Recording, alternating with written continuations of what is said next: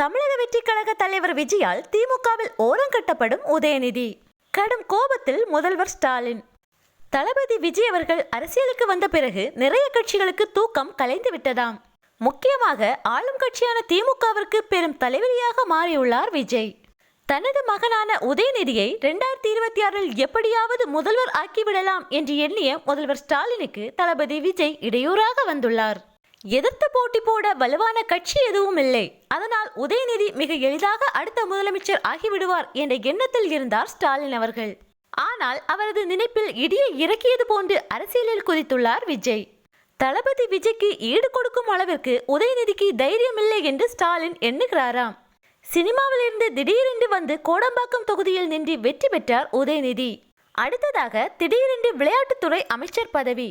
அதோடு விட்டுவிடாமல் துணை முதல்வர் என வந்த 5 ஆண்டுகளுக்குள் இத்தனை பொறுப்புகளை அனுபவித்து வருகிறார் திரு உதயநிதி அவர்கள். தொண்டர்களின் மனவேதனை எப்படி இருக்கும் என்று நினைத்து பாருங்கள். இவ்வளவு வருடங்களாக போஸ்டர் ஒட்டி கொடி பிடித்தவர்கள் கடைசி வரை அப்படித்தான் இருக்க வேண்டுமா? அந்த அளவிற்கு குடும்ப அரசியல் தலைவிரித்து ஆடுகிறது. கட்சியில் யாருக்கு திறமை இருக்கிறதோ, மக்களுக்கு நல்லது செய்ய வேண்டும் என்ற நினைப்பில் உழைத்து வருகின்றனரோ அவர்தானே முதல்வர் பதவிக்கு வருவது சரி. விஜய் அரசியலுக்கு வருவதற்கு முன்பு வரைக்கும் உதயநிதி தான் அடுத்த முதல்வர் என்று ஊர் முழுக்க போஸ்டர் ஒட்டப்பட்டிருந்தது திமுக தொண்டர்களால். தற்போது மீண்டும் ஸ்டாலினை தான் முன்னிலைப்படுத்தி தேர்தலை சந்திக்க உள்ளனர். எதிர்கட்சி அந்தஸ்துள்ள அதிமுகவிற்கு உள்கட்சி பிரச்சனைகளை தீர்க்கவே நேரமில்லை. பிறகு எப்படி அவர்கள் மக்கள் நலனில் அக்கறை கொள்வார்கள்? தமிழக வெற்றிக் கழகம் வந்த பிறகுதான் தமிழ்நாட்டில் ஒரு எழுச்சியே வந்துள்ளது.